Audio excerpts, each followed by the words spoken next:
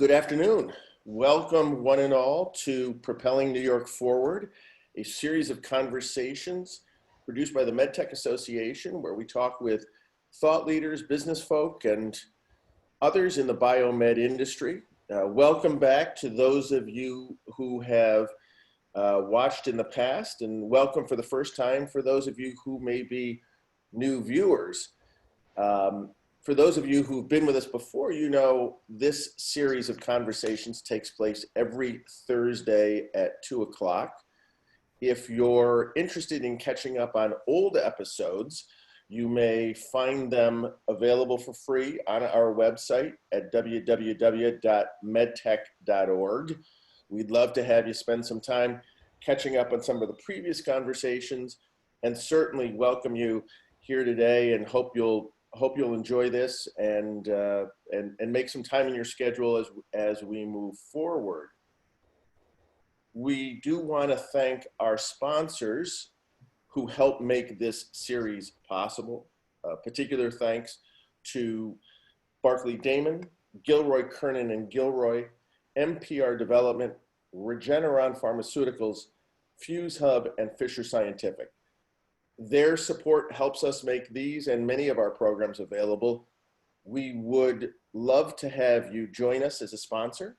If you're interested, please give us a shout here at MedTech. As well, and while I still have the microphone, I want to encourage you to spend some time at our website, find some educational programs, events, and other things that we've got coming up in the future. Our purpose here at MedTech is to provide value and help grow New York's biomed industry. We do that when we work together, and we're here and anxious to hear from you. With all of that said, let me turn to today's topic. And today's guest is Jim Clemmer, the President and CEO of AngioDynamics. Jim, thank you so much for joining us today. I'm wondering if you could perhaps begin our discussion by telling us a little bit about AngioDynamics, and tell us a bit about Jim Clemmer and your path to here. How's that? So Wynn, thank you for the invitation today, and thanks for the great work that MedTech does to keep our community in New York aligned in the biomed industry. So thank you for your work. So many people know AngioDynamics, founded here in New York in Catheter Valley, as we still love to call our homeland. I've been in this industry for 30 years, worked for a small private company called Sage Products for many years. They were acquired by Stryker nearly 5 years ago. Then I went to Tyco Healthcare in 2000 and was part of the spin from Tyco and formed Covidien. 2007, I ran one of the two operating segments at Covidien up until the sale to Medtronic in 2015. So I've had 30 years experience in the industry, small companies and large. When I was asked to join AngioDynamics in 2016, I was excited for two reasons. First of which is I love this region. I was living in the Berkshires, not far from here in Massachusetts, serving a role. And I love this region, this part of New York. I would vacation here when I could. And second, obviously, I knew of AngioDynamics, and I really was compelled by the opportunity that I think that the role offered. So when I joined Angio, it was a company with really great history. Interventional radiologists across the globe look to us and trust us for our products and our technology. We had a good relationship with many of these customers. But we also were a bit unfocused. Angio had grown over the years through acquisitions and R&D, become what I'll call a department store of widgets in some ways. And some are really valuable to patient care, and some were less valuable as new technologies supplanted them. So one of the first things that our new team did a couple of years ago was decide where we should compete, how we should compete, and why we can win in those spaces. So what you're seeing today is a company in transformation. And many companies use that word or say they're transforming, but we really mean it. And if you look at our actions the last 18 months, we support our words with our actions. We've done 5 deals in the last 18 months. We've acquired 4 technologies and sold 1 really good business. We sold our NAMIC business, which was founded in 1969 in Glens Falls, to a company called Medline, which is far better prepared than we are to compete in that business going forward. And Medline is doing a great job with that NAMIC business, and they're the right owners going forward. So the new AngioDynamics will be easier to understand, not just for our customers and our shareholders, but for our employees. So we'll be a technology-based company, utilizing some of the assets that founded us, catheter-based technologies. But now we're finding ways to use our catheters to deliver energy instead of just medication. And what we do with that energy, utilizing our science, is what makes us special. So Win, that's what we're focused on today. We are in a transformation. It's a portfolio-based transformation, and we'll be undergoing that for a while. Terrific. Before we go any further, I realize that I neglected to say this to our viewers. We want to encourage you to send us your questions and comments. If you roll your cursor across the bottom of your screen, you will find both a chat and a Q&A box. Feel free to use either one of those. And at the end of our discussion, we'll open it up to some of your questions. So I encourage you to, as you're thinking about them, just type them out and we'll get to those that we can. Jim, let me turn to a recollection that I have. As you well recall, about 2 years ago, MedTech hosted a meetup at your facility in Queensbury. And one of the things that was most striking, both to me and to those who came, were the robust structures that you had built around quality assurance, around safety, around systematizing your manufacturing processes, really in a robust way that I think stands apart from what many companies are doing. And I'm curious to know, as we're all going through the changing requirements and challenges posed by the coronavirus pandemic, whether it be with workforce or other procedures, if you could give us some insight into how that philosophy, how that structure grew at AngioDynamics and where you think that leaves you today. It's a great point. That was a nice visit we had that afternoon. We're fortunate here at AngioDynamics that we had really, an assembly of different companies that we had acquired and could take sometimes the best of those companies and got some really good talent along the way that helped guide us. But the company that you saw a few years ago, we had 4 manufacturing and operations facilities. One was in Georgia, one was in the UK. We felt we were better served by bringing things in-house here in New York and utilizing our Queensbury and Glens Falls assets to be our manufacturing, quality, and logistics base for our operations. And I think we were right. We've got a really good quality team, and they ensure the quality of our products. When I first joined the company, I talked to our customers. Physicians trusted us for many years based upon the quality of our products.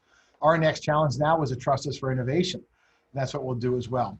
But what you saw Win was a really good quality organization a couple of years ago. Today, it's a really great quality organization. And you look at the challenge that COVID threw to all of us in this industry a few months back. And we accepted that challenge by deciding that we would run our manufacturing, quality, and logistics operations throughout the pandemic, hiccup that we had, because I wasn't sure if we would have an outbreak in our plants and would have to maybe close our plants due to, a virus breakout. And we also know that we make critical life-saving products, and customers need our products as they treat people. So our quality, our operations, our logistics teams rallied together and found a way to keep our employees safe during this process. So we could also utilize the same care that we give to our product quality when it leaves our building. So we know our customers and the patients that utilize our technology are safe. This COVID made sure that we could make sure our employees who manufactured those also could do so in an environment where their health and safety was paramount. So we're fortunate again to have the right people who made the right decisions and guided us through that process. I guess I'm struck too, Jim, as I listen to you talk about it, I'm thinking about the investments, whether it's in capital or in human capital, that were required or are required to infuse that philosophy through the organization. And help me, if you will, give me some insight into the thinking of your organization about making those investments. Mm-hmm. It sounds to me as we talk that Angio has made a decision to exceed with respect to safety and quality, the standards that may be required by the FDA or other regulators. How, help me understand the business proposition behind that thinking, if you will. So you're right. So we look at our investments in really three different buckets. And you look at the capital investments necessary, and we spent a lot of capital the last 18 months preparing for the Medline acquisition of NAMIC and us consolidating in our remaining Glens Falls plant and our Queensbury plants. So we added capital, we built out our facilities, and our team did a great job in identifying best ways to do that. So we're not afraid to invest capital here in New York. We know the payback is great, and we did so. So hard dollars are spent here, and they'll continue to be spent by our company. Number two, we also spent expense dollars. We bought things we thought could help our efficiencies go up and our quality go up. We also spent money on software tools to make sure we could get better at planning, getting closer to our customers. We all know the challenge sometimes doing business in New York. We're not always the lowest cost area to do business. We have a lot of other great things that help offset some of the costs we incur. But we also can get better if we're closer to our customers. We can do demand planning better and utilize some of the software tools that enable us to be in our customer's office and do better at what we can do. So we invested in those tools. And finally, our people, the most important part of what we do. And the reason why we write the checks we write, because we trust our people. And we've done things like buying hard assets for new machinery to bring some of our products that we buy from outside suppliers in-house to do more vertical integration of our supply chain. We've written some big checks for that. We've also written checks in our workplace to make sure our people could be efficient and safe at the same time. And ultimately, we also are investing in our people and our leaders. People like Luke Sawyer-Jones and Aiden Potter that head up our operations and our quality teams on a daily basis. These are really strong leaders people we trust, and they guide us to where we should invest.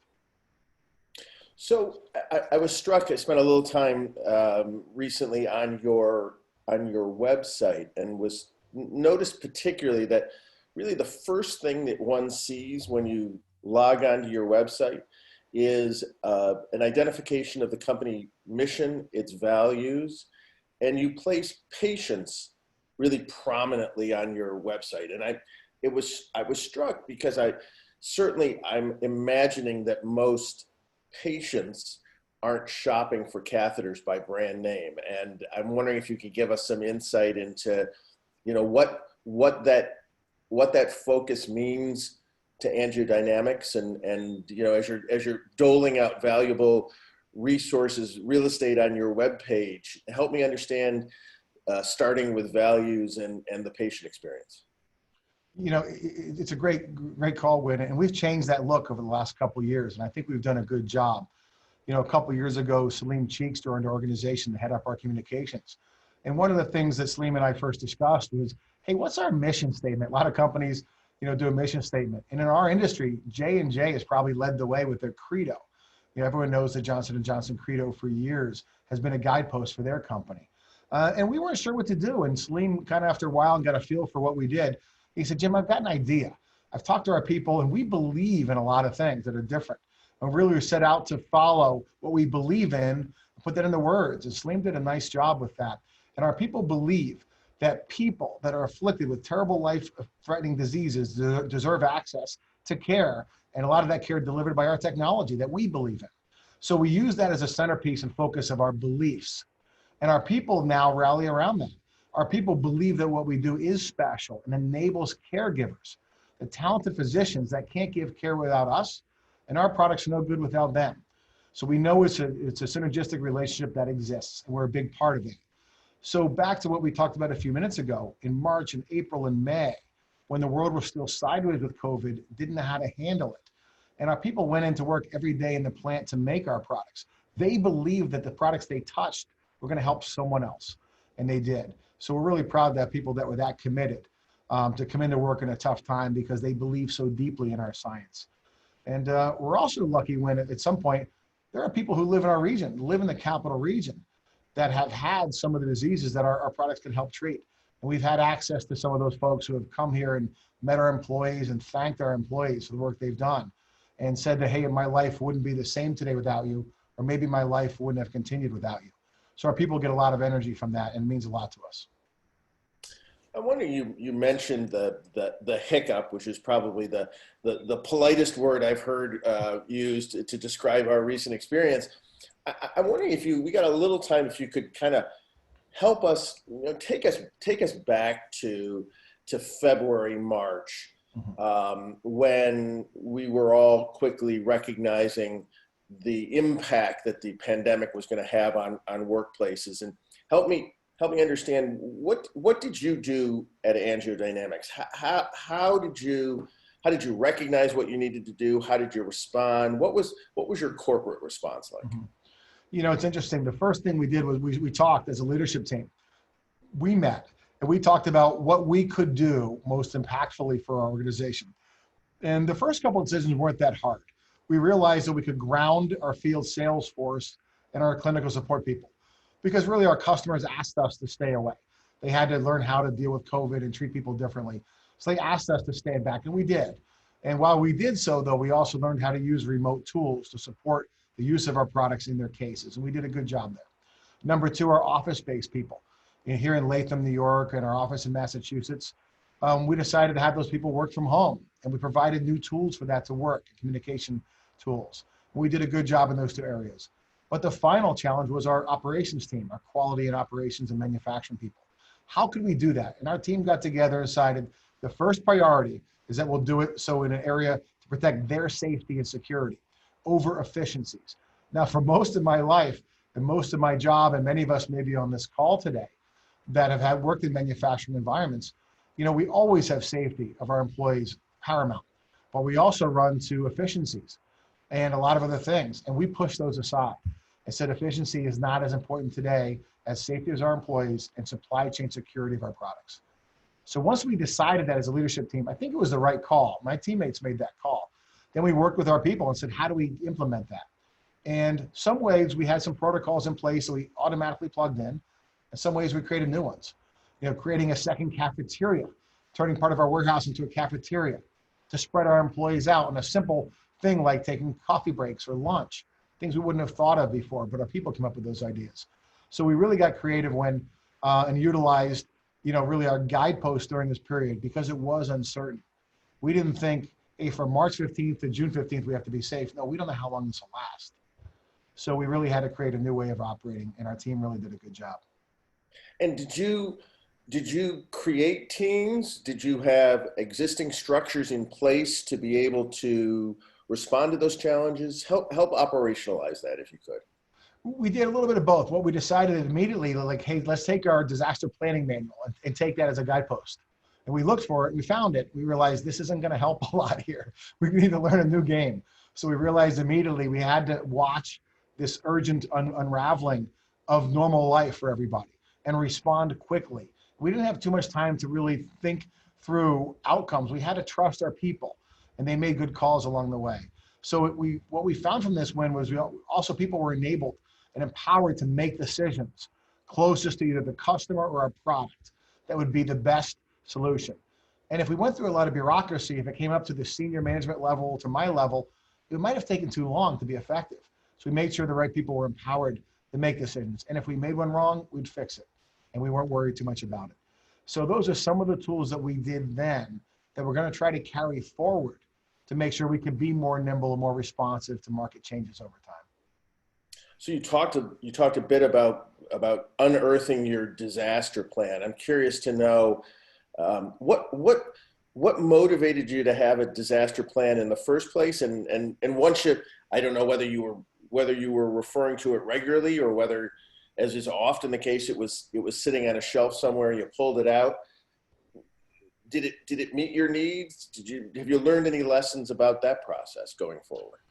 Yeah, we really did. What we found, it didn't really meet our needs. You know, it was probably something that was created many years ago or in different times. What we found is something that should be more of a living document, and it really wasn't. So we decided to create that. And I think as we're now recreating that, a lot of the lessons learned here over the last 3 or 4 months will become part of the process moving forward.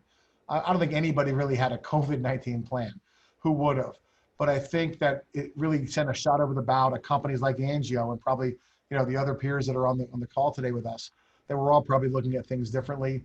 And as you said, it can't just be a binder that we have on our shelf.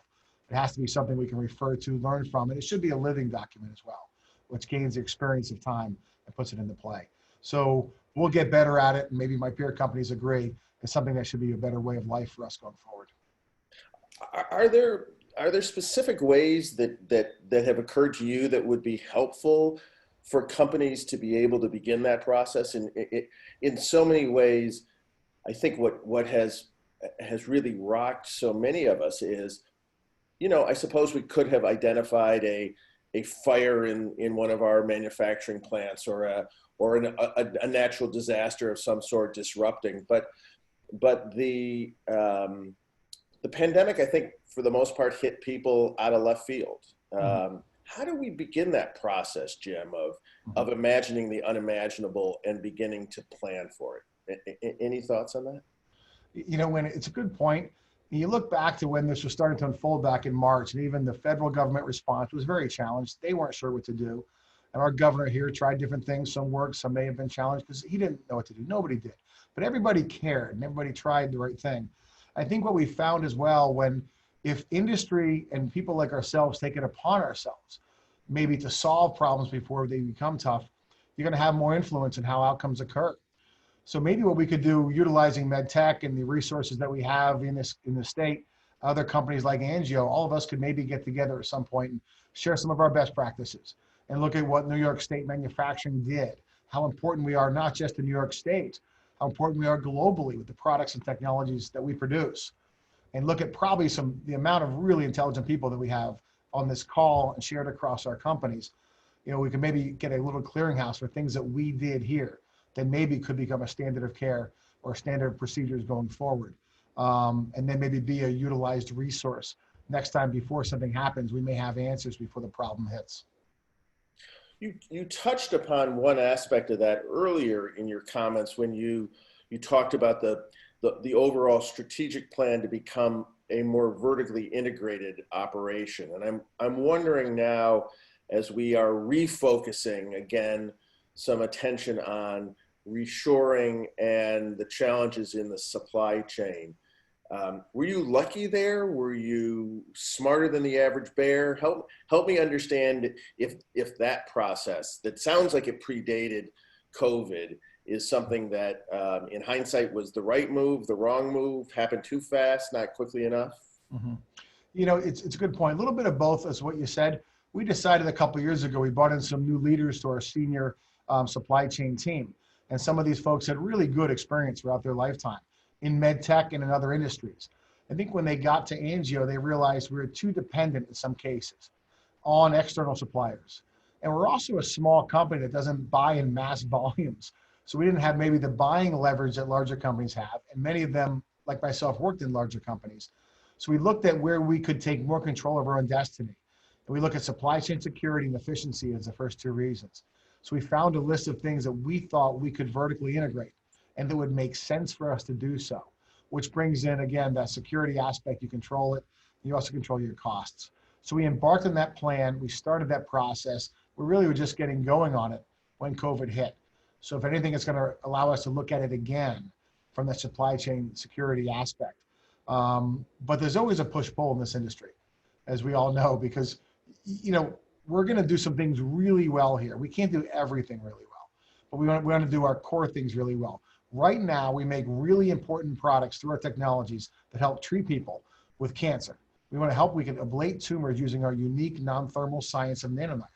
We also know we can keep blood flowing to and from the heart with our thrombus and atherectomy products. And we can also get people's veins clear and get medication to people's bodies. We're great at those things. We may not be great at manufacturing all the subcomponents or raw materials necessary, but we'll find that gap and we'll learn where we should play and maybe where we leave others play.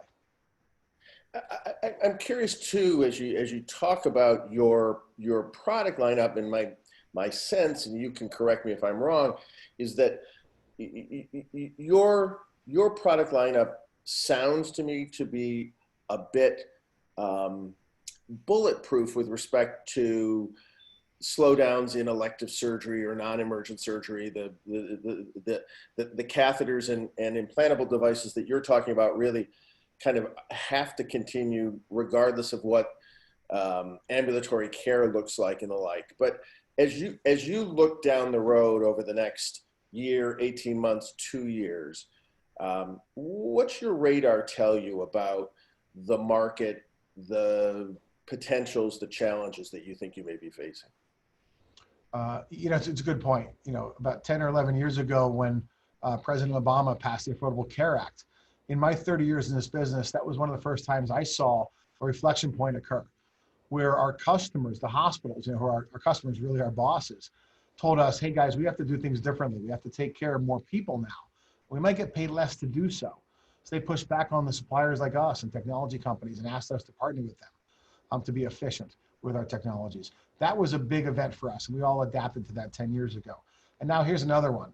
So I think when we really have to look at how we do what we do, it has definitely changed. And I don't know if we have all the answers going forward, but we have to do things very differently than we have in the past. And we know that. I think adaptability and a sense of urgency have always been what wins in this industry, but even more so going forward. And let me ask you perhaps kind of the flip side of the reshoring issue from a vendor perspective, from a sales team here in this country. What does your competitive landscape look like? Are there opportunities here in the United States to grow market share, to be a part of an onshoring process? And if so, does that have potential peril in markets that you have overseas? Mm-hmm. It's a great question, and we debate this internally with our supply chain leaders. I think, as I said earlier, we've decided we want to take control of our supply chain. And in some ways, the transformation I talked to you about earlier of our portfolio, getting us to the right areas where AngioDynamics can be successful. And in some cases, they're not always volume areas. We decided the NAMIC business was a great business, but we're not the right player there. When you do that, you also realize you might be a smaller customer to some of the supply chain partners, but you've got to still be important. It's really a problem if you're not important to your supplier, just as our customers are important to us. So we've decided to let technology lead our way. And we have at least 3 unique technologies here under our belt at Angio that we're going to fight for. And we think that they're also going to provide outcomes that are measurable to patients in need of care. And when we do so, we may inflict a little higher costs because there might be smaller volumes. We might not have that leverage globally with suppliers you'd like to have. But if we build in enough innovation in our products and they create so many measurable outcomes, we'll be able, we think, to reward our customers with the value they expect from the caregiving side, and also our shareholders with the value they expect by us being a growth company. It's not an easy tightrope to walk, but we feel we can do so by being more focused on less things that also show measurable outcomes. Jim, we're going to take a quick break so we can give a shout out to one of our sponsors. And when we come back, we're going to take some of the questions that people have been sending in to us. So this is just a reminder to our audience. If you have particular questions or comments, now's your time to send them on. As I say, feel free to use either the Q&A or the chat box at the bottom of your screen. But let me, while we have this break, just give a particular thank you to FuseHub.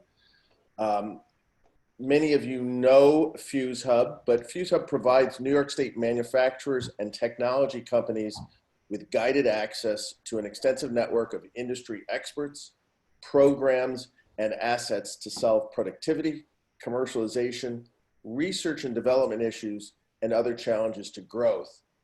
They run a number of programs. Of particular note are its manufacturing solutions program that connects medical device companies to university-based researchers, contract manufacturers, and commercialization experts. Its Jeff Lawrence Innovation Fund supports medical device innovation through manufacturing grants and an annual commercialization competition. And its Build for Scale New York program helps hardware startups become manufacturing ready.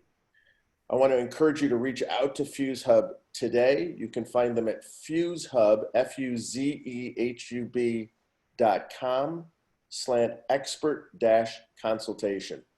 FuseHub has really been a terrific partner with MedTech, and we're happy, appreciative of their support, and happy to encourage people to take advantage of their programs. Jim, let me start with this question that's come in from one of our viewers. This has clearly been a tough time for everyone. How have you approached employee morale in your manufacturing teams? So as I said earlier, when our people really do believe that the products that they build affect people's lives, the outcomes we see are dynamic. So we've got a really good committed group of folks that care about our mission and what we believe in.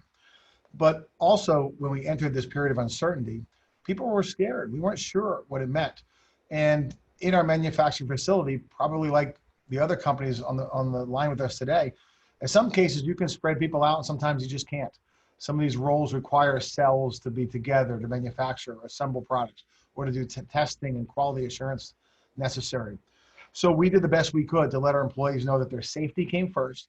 We asked them what we could do to make them feel safe. So we did things like getting the proper PPE equipment on hand in those cases, spreading people out when we could. We spread out shifts the best we could to minimize the overflow and the traffic. We work with them as well, after spreading out shifts to make sure also within the building they were safe. We also try to do appreciation days, try to do things to show we cared. We did thank you Thursdays. I went there almost every Thursday to our plants and had pizza lunches with our people just to listen to what their concerns were. And they weren't all related to work. They were concerned about their families and their neighborhoods and their communities. And they wanted to be sure they weren't going to bring something home to put those at risk. So we listened really well. Our people guided us really well. And we found a common way to work through this process together. Again, we're lucky to have a really great workforce that cares so deeply about the outcomes our products produce. We care very deeply about them. So we probably, looking back, could have done some things better, but we did the best we could. We listened. I think we did a good job. You know, you and I, in previous conversations, Jim, have talked about the challenges that all businesses face in terms of recruiting and retaining a qualified workforce, the challenges both kind of above and below in terms of finding that right mix of properly trained and motivated employees. Help me understand from your perspective, has COVID made your life more difficult in that way? Are there advantages to working at, say, AngioDynamics that may not have been apparent before that are clear to your employees now? Mm-hmm. You know, it's a good question. There's some things that I wasn't sure of till I started to spend every Thursday with our employees and talk to them and listen about what's important to them. And to many, the important things are different. But overall, we found that people thought we were an employer of choice, even when they didn't have much choice, when COVID affected it and other their friends or community members lost their roles or were put on furloughs. We didn't do that. We worked through this process. We didn't furlough anyone or lay people off. We tried our best to keep people healthy and also on the job. So I think over time, we built a closer bond with our employees. We work closely with them, and we're lucky to have a group of people like that care so much. But we also understand the value that they have for us and our patients is very high. So I think we have a trust that's been built and it's probably gotten strengthened with many of our employees during this period. It's been a challenging period, but I think we all trust each other, that we have each other's backs. It all comes from our belief that patients deserve to have products like ours to make them better. If we all believe that, we'll find a way to win together. And our people have done that for us. So I'm struck as we've been talking, Jim, about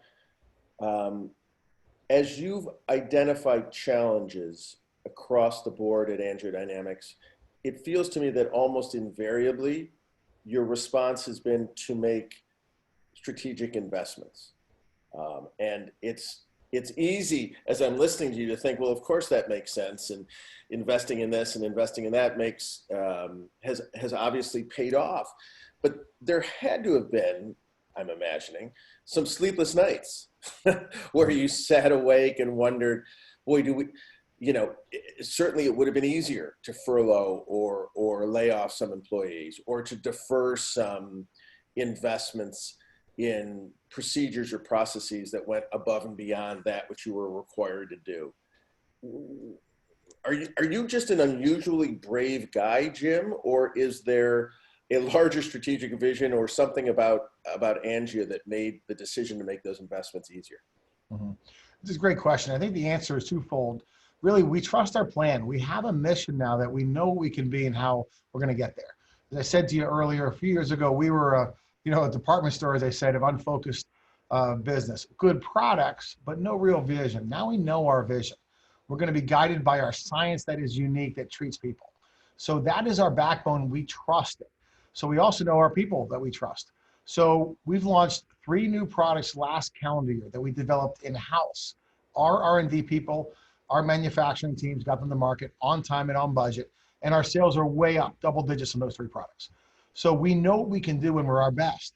We also trust enough in the XMO business we bought last year, an Israeli-based startup with amazing science that broke the rules of what people told couldn't be broken with the way their laser treats atherectomy, treats arteries that are clogged with calcium. We knew we were the right people to take this unique science to market. We trusted our teams. So when you do that, you have to have enough courage to do it, but believe in yourselves. We reported earnings last week. We told our shareholders, we're going to invest another $9 or $10 million net over last year just in this new atherectomy business.